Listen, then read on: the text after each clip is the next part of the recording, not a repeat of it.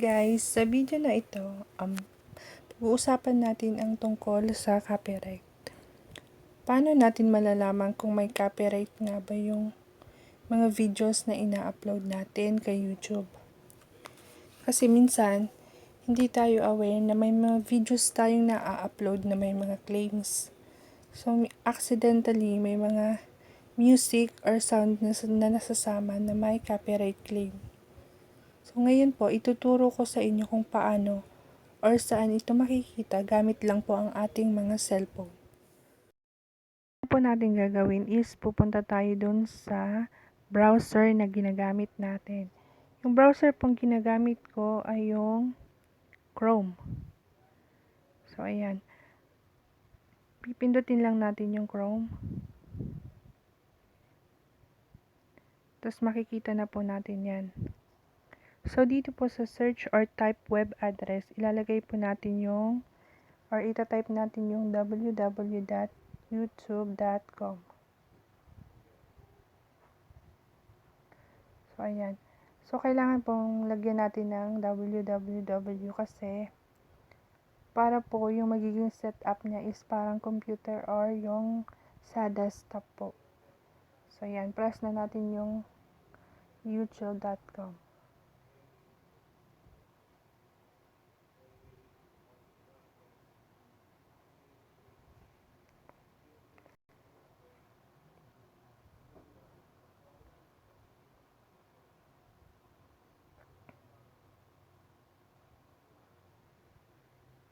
So, wait lang po natin siya.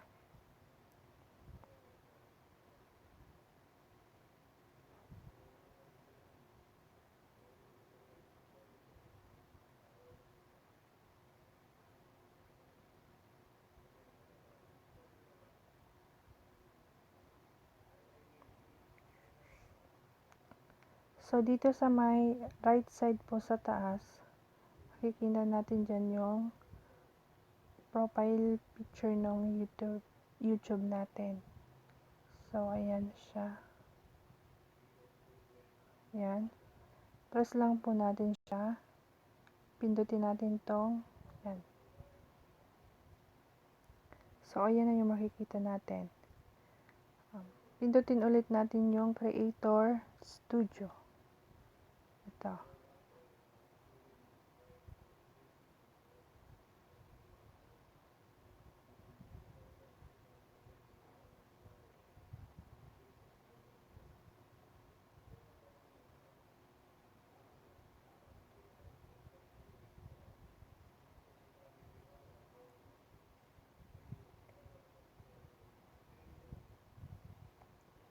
So, ayan na po yung makikita natin. Yung ating channel, tsaka yung mga videos na na-upload na po natin. Ayan.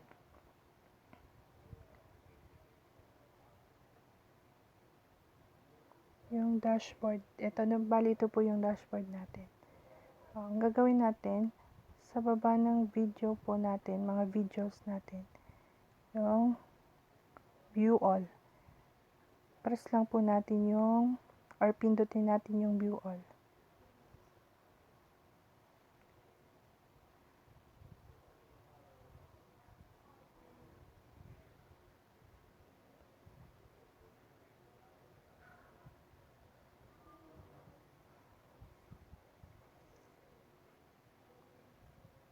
Ayan po. Loading pa rin siya. So, dyan, makikita na natin lahat ng videos natin. So, dito po sa may right side, makikita natin yung views, yung like and dislike. Dislike na mga bitter. Joke lang. So, ayan. So, dito po sa isang video, mapapansin nyo po na may nakalagay na includes copyrighted content. So, ibig sabihin po yan, yung video na po yan ay mayroong copyright claim. So, yan. Ito. Yan pa po.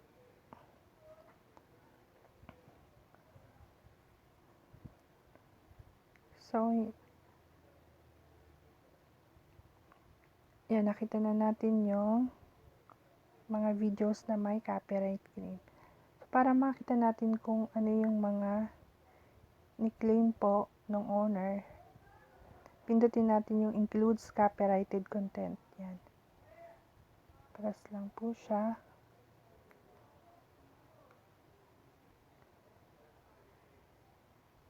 So, siya na po. Yan na yung lalabas. Yan. You have 2 copyright claims on your video. Sabihin po, dalawa yung claims na sa video na to. So, dito po sa content, yan po yung claim. Yan. Dito naman sa claimant, sila po yung nag-claim or sila po yung owner nung sound na yon. Sa policy, monetized by copyright owner. So, ibig sabihin po nun, pwede po siyang ma-monetize or malagyan ng ads. Yun nga lang po, yung revenue niya or yung bayad po para sa ads na mabuview po dito sa video na to is mapupunta doon sa claimant. Yan. So, dito naman po sa pinaka-side niya, kung gusto nating palitan or tanggalin yung song na may copyright, so, press lang po natin yung remove song.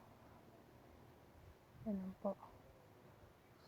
So, bali po sa akin, hindi ko na po siya tinatanggal kasi nakalagay naman po doon.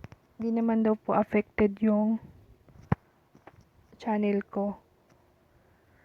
Okay lang naman po yung mga copyright claim lang. Huwag lang po yung copyright strike. Ayan. Back po natin. Balik tayo. Ayan. So, dito sa left side, nakalagay dyan. Ayan po, may copyright notices.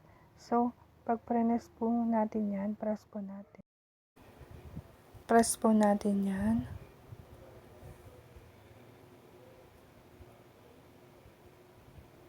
So, ayun, lalabas na po yung mga videos na may copyright content. Yan.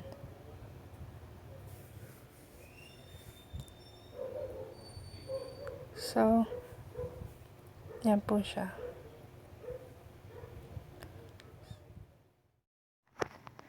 So, sa copyright strike naman po, dun po sa may left side,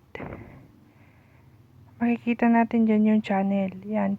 Pindutin lang po natin yung channel. And then, lalabas na po yung or makikita na natin kung meron ba tayong copyright strike or community guideline strike po. So, dyan po natin yun makikita. So, ayan po, dyan po makikita po natin 0 of 3 copyright strikes. Ibig sabihin yan, wala pong strike na nagawa. Pero kung kunyari 1 of 3 or 2 of 3, so ibig sabihin meron po tayong strike. And then, i-email naman po tayo ni YouTube na kung nakagawa tayo ng strike. So, magpapadala sa ng message sa Gmail natin.